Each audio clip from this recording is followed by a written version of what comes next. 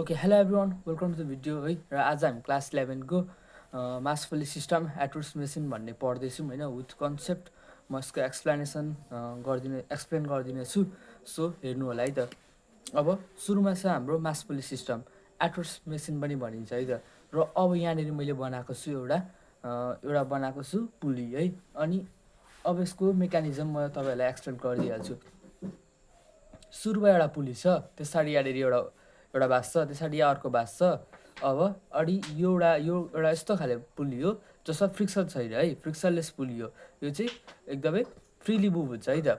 अब freely move हुन्छ। अब यहाँहरू ल एफ1को वेट चाहिँ बेसी छ, एफ1को बास चाहिँ बेसी छ, अनि एफ2को बास चाहिँ अलिकति कम्ती छ है। अनि के भयो त भन्दाखेरि यो चाहिँ अब यसलाई सट्ट छोडिदिने हो भने होइन, सुरुमा यसलाई ब्यालेन्स गरौँ अनि छोडिदिउँ। यसलाई छोड्दाखेरि के हुन्छ त भन्दाखेरि यो माथि जान्छ अनि यो तल आउँछ। कसरी आउँछ त भन्दाखेरि यो एसेलरेट हुँदै आउँछ है, एसेलरेट हुँदै आउँछ ए राख्दै मैले। अनि यहाँनिर यो रोपमा पनि टेन्सन लाग्छ, यो रोपमा पनि टेन्सन लाग्छ होइन। सो अब यसको बारेमा थोरै डिस्कस गरौँ है त, भन्दा पनि यसको बारेमा केही लेखौँ अनि यसलाई अझै फर्दर डिस्कस गरौँ ल। Consider two mass M1 and M2 such that M1 is greater है। M1 चाहिँ ठुलो हुनु पऱ्यो, connected to 2 inch of inextensible rope है। यो रोप चाहिँ तन्किनु पनि भएन ल, एक्सटेन्ड हुनु भएन। अनि यो फ्रिक्सन चाहिँ ओभर फ्रिक्सनलेस पुली, यो पुलीमा फ्रिक्सन पनि हुनु भएन। अनि लेट ए बी थोरै फ्रिक्सन हुन्छ होइन, थोरै एक्सटेन्ड पनि गर्छ कुनै, तर हामीले इग्नोर गरेर न्युमेरिकल भ्यालु निकाल्दाखेरि चाहिँ हामीले तिनीहरूलाई चाहिँ सबैलाई इग्नोर गर्नु पऱ्यो है त। अब यहाँनिर चाहिँ यसको एसेलरेसन चाहिँ ए होस् होइन, अनि यसको यो रोपमा लाग्ने टेन्सन चाहिँ टी होस् है त। अब यो फ्रिली मुभ गर्छ भने यतापट्टि लाग्ने टेन्सन र यतापट्टि लाग्ने टेन्सन पनि एउटै हुन्छ है त। अब weight of heavier mass M1G, यसको वेट चाहिँ कति हो त M1G। Weight of lighter mass M2G होइन। अब म एउटा कुरा लेख्छु ल, अनि त्यसको बारेमा एक्सप्लेन गर्छु। अब यहाँ हेर्नु ल, resultant downward force on mass M1, यो यहाँनिर लाग्ने फोर्स चाहिँ यहाँनिर लाग्ने फोर्सको चाहिँ हामीले कुरा गर्न आँटेको छौँ है त। सो अब यो भनेको F1 हो है त। अब यहाँ हेर्नु ल, यो टर्म तपाईँहरूले बुझ्नुभयो कि भएन, सबैभन्दा इम्पोर्टेन्ट भनेको यो टर्म हो M1G माइनस टी। यहाँनिर चाहिँ यो टेन्सनको पनि न्युटन नै हुन्छ होइन, भनेको यो यसमा लाग्ने फोर्स हो अनि यसमा लाग्ने फोर्स हो होइन। अब एकचोटि म एउटा कुरा एक्सप्लेन गर्छु ल। यसलाई पनि तानिरहेछ ग्राभिटीले, यसलाई पनि तानिरहेछ अनि यसको एउटा मास पनि छ है, अनि मास र यसको मासले गर्दाखेरि त्यसले पनि तानिरहेछ होइन, अझै बेसी तानिरहेछ, यसलाई पनि तानिरहेछ। अनि के भयो त भन्दाखेरि अब यसलाई हामीले फ्रिली मुभ गर्दाखेरि चाहिँ यहाँनिर एसेलरेट भएर चाहिँ यो तल झऱ्यो यो माथि गयो होइन, यो तल झऱ्यो त्यो माथि गयो। एसेलरेट भएर माथि तल जाँदाखेरि चाहिँ के भयो त, एउटा कुरा के अब्जर्भ गर्न सक्नुहुन्छ त भन्दाखेरि यो मासमा लागेको चाहिँ होइन। अब यो डोरीलाई हेर्नु ल, यो मेन गरी चाहिँ यो डोरीलाई फोकस गर्नु ल, यहाँ कस्तो खाले सिन आउँछ भनेर। अब यसलाई एक त तानिरहेछ अलरेडी ग्राभिटीले। अब यसलाई एसेलरेट गर्दाखेरि त यसले पनि यता तानु नि त होइन, यसले तल तानु नि त होइन, अनि यसलाई अझै माथि तानु नि त होइन। भनेपछि यो रोपमा त टेन्सन अफकोर्स बढी भयो होइन, टेन्सन बढी भयो नि त होइन, यहाँनिर टेन्सन बढी भयो नि त होइन। सो त्यही भएर यसको टेन्सन चाहिँ यसको यो मासभन्दा बढी हुन्छ क्या, यसको मासभन्दा यसको टेन्सन बढी हुन्छ। अब यतापट्टि हेर्नु ल, अब यहाँनिर के छ त भन्दाखेरि यो एसेलरेट भएर तल गयो है, यसलाई त अलरेडी तल तानिरहेछ होइन, तर अलरेडी यो तल नै गइरहेछ क्या, एक त यसलाई अगाडि नै तल तानिरहेछ होइन। अनि अब यो तल नै गयो भने त यो रोप त हलुका हुन्छ नि त होइन, थोरै हलुका हुन्छ नि त। थोरै हलुका हुँदाखेरि के भयो त भन्दाखेरि यसको टेन्सन चाहिँ घट्यो है, यसमा लागेको टेन्सन चाहिँ मतलब घट्यो त घटेन, तर यो मासभन्दा चाहिँ कम्ती हुन्छ है। सिस्टममा नै त्यसरी नै एक्ट हुने हो होइन। सो यसको टेन्सन दुइटामा इक्वल हुन्छ, तर यसको मासभन्दा यसको टेन्सन बढी हुन्छ, यसको मासभन्दा यसको टेन्सन कम्ती हुन्छ। किनभने यो गइरहेछ माथि अनि यो डोरी यो त हामीले एसलरेट हुने यो त हामी कस्तो केसमा मात्रै हेर्छौँ भन्दाखेरि यो घुमिरहेको मोसनमा मात्रै हेर्ने हो नि त होइन। यसलाई छोडिदिँदाखेरि त अर्कै सिचुएसन हुन्छ होइन। यो माथि गइसकिसकेपछि त्यो स्टेबल नै हुँदैन। सो यसलाई हामी यसको सबै टेन्सन एसलरेसन क्यालकुलेट गर्ने भनेको यो मोसनमा भएको बेलामा मात्र हो नि त। मोसनमा भएको बेलामा चाहिँ यसमा टेन्सन बढी हुन्छ क्या, यसको मासभन्दा बढी हुन्छ, यसको कम्ती हुन्छ। अब यहाँ हेर्नु ल F1 है। अब यसमा लागेको फोर्स भनेको के हो त? फोर्स भनेको हाम्रो M1A, फोर्स भनेको मास इन्टु एसलरेसन। अब M1G भनेको यसको अलरेडी यो हाम्रो अलरेडी अघिदेखि नै यसमा लागेको फोर्स त अब यसमा लागेको फोर्स चाहिँ के छ त भन्दाखेरि यसको मासमा चाहिँ हामीले टेन्सन घटाइदिउँ भने चाहिँ यसको फोर्स थाहा हुन्छ है त हामीलाई। सो M1A अब यो T भयो होइन। र यसलाई मैले लेखिदिएँ अरे इक्वेसन 1 है, इक्वेसन 1 लेखिदिएँ। अब हामी अर्को कुरा के गरौँ त भन्दाखेरि अब यही कुरा हामी रिजल्टेन्ट अपवर्ड फोर्सको बारेमा पनि डिस्कस गरिहालौँ ल। रिजल्टेन्ट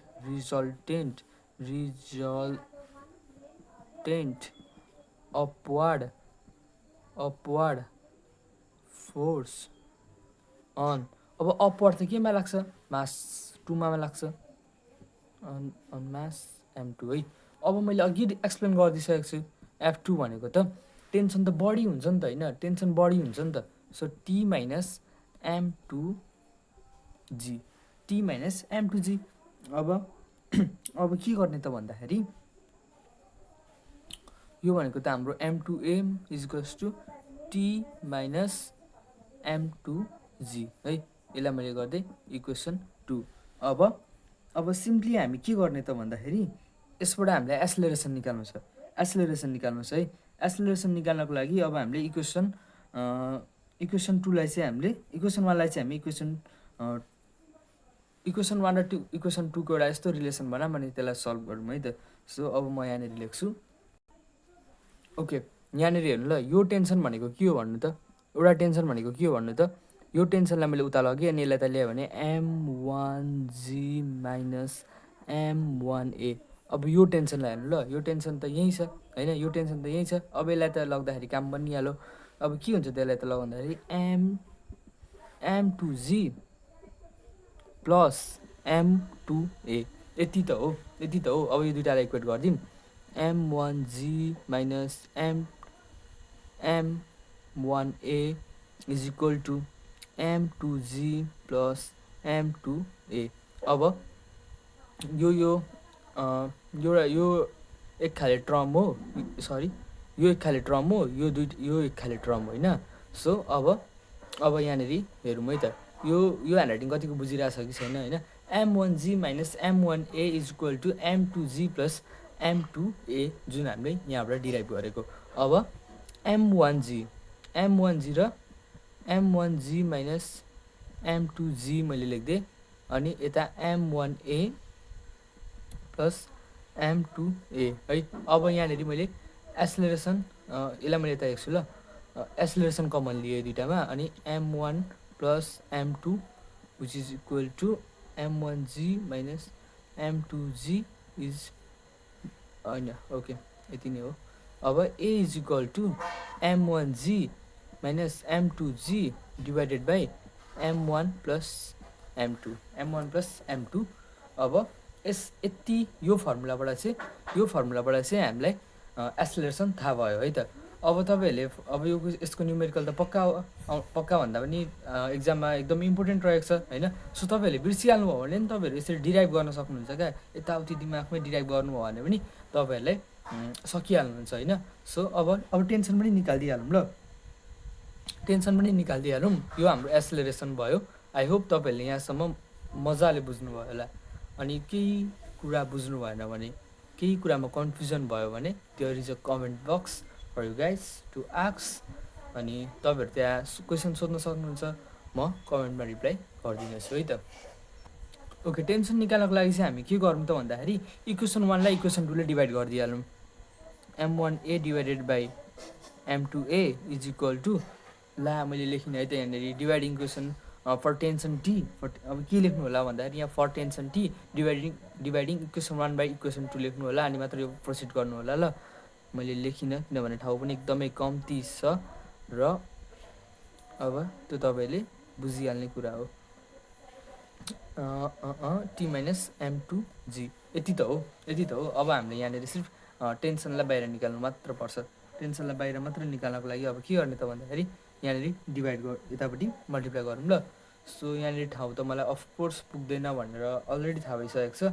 सो म यो पुलीलाई मेटाइदिन्छु ल, यो पुलीलाई म मेटाइदिन्छु अनि यहीँ गरिदिन्छु सट्टसँगले। अब यसले के इम्प्लाई गरौँ त भन्दाखेरि मैले यहाँनिर यसलाई क्रस मल्टिप्लाई गरेँ है त। अब यसलाई मल्टिप्लाई गर्दा के हुन्छ त m1a माइनसको माइनस m1a m2g हो नि त, m1a m2g। तर प्रोडक्टमा त हामी जे पनि लेख्न सक्छौँ होइन। m1a m2g लाई हामी m1 m2ag लेख्न सक्छौँ नि होइन। m1 m2ag मैले लेखिदिएँ है त। सो इज इक्वल टु अब फेरि m1 m2ag ल, फेरि m1 m2ag लेख्दिएँ मैले, m1 m2ag माइनस के हो त m2at भन्दा पनि कसरी लेखौँ भन्दा m2at। अब यसले फेरि के इम्प्लाई गरौँ, यसले के इम्प्लाई गरौँ त भन्दाखेरि m1at प्लस m2at। अब यो पुरा इक्वेसनलाई हेर्नु होइन। मैले यहाँनिर यो इक्वेस टूमा चाहिँ मैले m1at लाई एक ठाउँमा राखेँ अनि यतापट्टि यो माइनसलाई पनि यतापट्टि ल्याएँ नि त। अब m1at plus m2at is equal to अब यसलाई मैले उतापट्टि लगिदिएँ ल, यसलाई मैले उतापट्टि लगिदिएँ m1 m2ag। अब अलरेडी छ जसको अगाडि प्लस सिम्बल छ, प्लस m1 m2ag है। एकदमै यो कम्प्रेस भएको छ होइन। So I have to really manage this thing, I am so sorry for that होइन। तर मैले एकदम बोल्दै लेखिरहेको छु भनेपछि तपाईँहरू प्लिज यो चाहिँ बुझिदिनु होला। अब यहाँनिर के छ त भन्दाखेरि अब मैले यहाँनिर टी कमन तान्दै m1a plus m2a is equal to अब के छ त भन्दाखेरि यसलाई हामी 2m1 m2ag लेख्न पाउँछौँ नि होइन, 2m1 m2ag लेख्न पाउँछौँ नि। सो अब आई थिङ्क यो मेटाइदिँदा हुन्थ्यो होला सायद, किनभने अब थोरै बुझ्नुपर्छ होइन। म सबै मेटाइदिन्छु, एक्चुअली यो सबै कपी गरिहाल्नु होला है त। एकदम लेख्दै बुझ्दै होइन, पढ्दै बुझ्दै लेख्दै गर्नु होला अनि त्यसरी सजिलो पनि हुन्छ। ओके, यहाँनिर अब तपाईँहरूको के छ त भन्दाखेरि t is equal to 2m1 m2ag divided by m1a plus m2a भयो है त। अब यहाँ हेर्नु त, यहाँ ए छ यहाँ ए छ, कमन तान्न सक्छौँ नि हामी। अनि यहाँ माथि पनि ए छ र माथिको एउटा सिङ्गल टर्म होइन। सो अब हेर्नु ल, 2m1 m2g लेख्दै अनि मैले यहाँ ए लेख्दै इन्टु अब डिभाइडेड बाई अब ए कमन तान्दै मैले m1 प्लस m2। अब के हुन्छ त यो र यो काट्न पायौँ हामीले। सो अब हाम्रो ओभरअल एन्सर चाहिँ टेन्सनको कति हुन्छ त, टेन्सन चाहिँ कति हुन्छ त हाम्रो भन्दाखेरि T is equal to 2m1 m2 divided by m1 plus m2। अब के रह्यो होला गेस वाट, यहाँ हेर्नु त जी रह्यो नि होइन, इन्टु जी। यति भइसकिसकेपछि त हाम्रो टेन्सन पनि निस्क्यो। सो द्याट वाज अल होइन, मास पुली सिस्टम। योसँग रिलेटेड न्युमेरिकल भिडियोहरू अफकोर्स अपलोड हुन्छ डाइनामिक्सको न्युमेरिकल प्लेलिस्टमा, त्यो म बनाउँछु होइन। त्यहाँनिर तपाईँहरू यदि कुनै पनि न्युमेरिकल, प्रायः धेरै न्युमेरिकलहरू सल्भ हुँदै आउनेछन् होइन। सो तपाईँहरू यो एकदमै बुझेर गर्नु होला अनि बुझ्नु भएन भने कमेन्ट गर्नु होला। त्यही हो, that was all in Edwards machine mass pulley system. यति हो, thank so much for watching, bye bye. अनि सब्सक्राइब, अरे सरी फर द्याट, सब्सक्राइब ल, बाई बाई।